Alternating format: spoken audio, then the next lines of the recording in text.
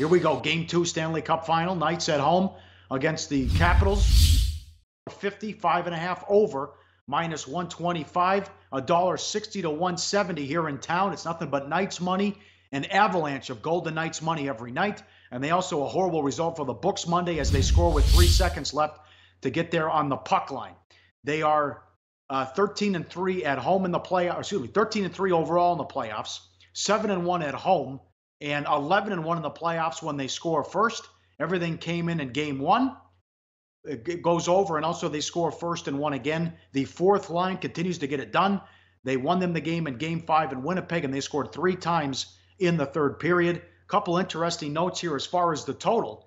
Both goalies upset at how they played. It was also wide open hockey, and maybe that will continue with the schedule because Game 3 wouldn't be till Saturday, so you have a lot of multiple off days with some of these with the scheduling spot. But Holtby, most goals allowed since middle of February. Fleury didn't play well either. The third and the fourth goal were kind of weak. He allowed more goals in Game 1 than the entire first round against the Kings. He's been awesome with 4 shutouts in the playoffs. That's something to watch. And the winner tonight, if the Knights win and go up 2-0, they'd be 14-3 in the playoffs. With a win tonight, you're telling me the Capitals are going to win 4 out of 5? And in Stanley Cup final history, the team that goes up 2-0 is 46-5 all time to win the series. There is 5 losses during that stretch, but obviously 46-5, pretty good subset to be on if you are a Golden Knights fan, or if you're one of many who hold a Golden Knights future in your pocket. Look, this has become a national story in a big way.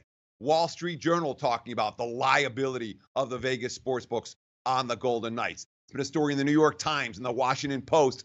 I'm waiting for it to be on the nightly news. Hasn't gotten there yet. But the betting liability for Las Vegas, an estimated $5 to $7 million if the Knights win the series, that's a national story. It's also going to affect the money line for every game. You're going to see a difference between the Las Vegas numbers and the offshore numbers. And we're seeing it very clearly here in Game 2, where the prices in Vegas are shaded towards Vegas because they're getting nothing but action on the Golden Knights. And we talked about Game 1. Look, Paul, you and I had a discussion which game was going to be more entertaining, Game 7 or Game 1. It wasn't close. Game 1 was fun to watch, and I'm not even a hockey fan. So when you put that in perspective, I don't necessarily think it's going to be quite as entertaining in Game 2. Clearly, night of the players. Fleury. Game 1 was exciting to watch, but it wasn't a goalie's favorite. We'll see. You never know. It's a long series. When you talk about Derek Engelland, the Vegas defenseman, quote, I think it's going to tighten up a little bit.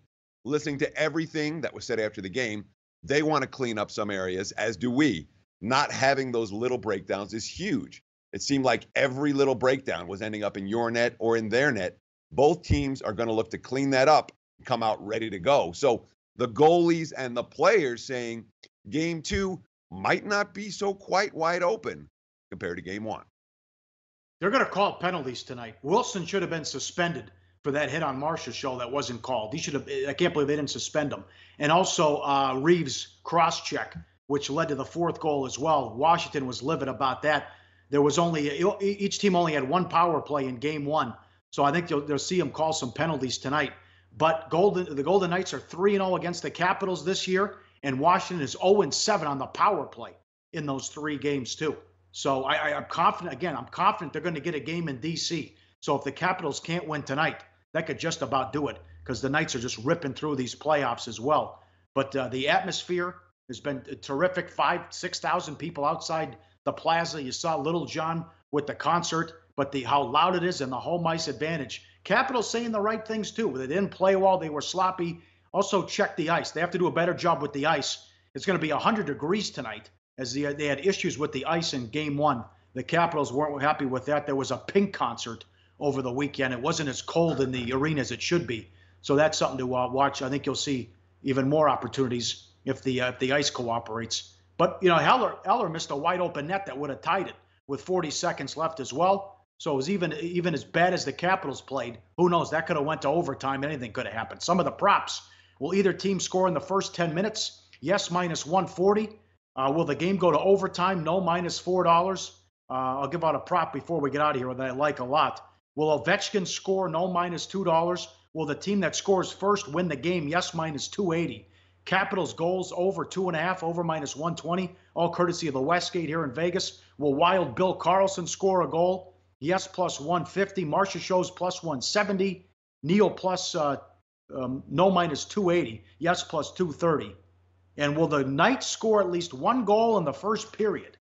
Yes, 180. The handle's through the roof, Teddy. There were more tickets on Game 1 of the Stanley Cup here than Game 7, Rockets and Warriors. Also locally, the game got a 44 share. Almost 1 out of every 2 TVs were on the game. It was going against Game 7 of the Western Conference. Yeah, and it was on Memorial Day. I mean, who wasn't watching?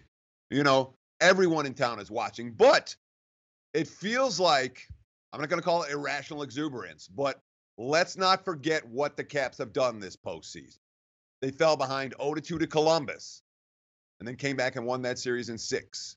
They lost their opener at home to the 2-time defending Stanley Cup champ Penguins. Rallied to win that series, taking 4 out of the next 5.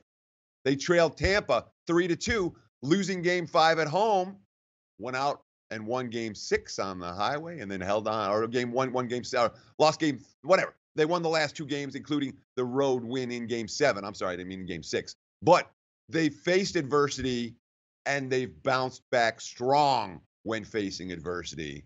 I don't think this series is done after 1 game, and I would not be surprised at all to see the Caps tie this up at 1-1 tonight. Like the show? Help us keep the lights on. Please make sure to comment, share, and subscribe to all the Sportsbook Review videos. Thanks so much. Best of luck. Enjoy the games.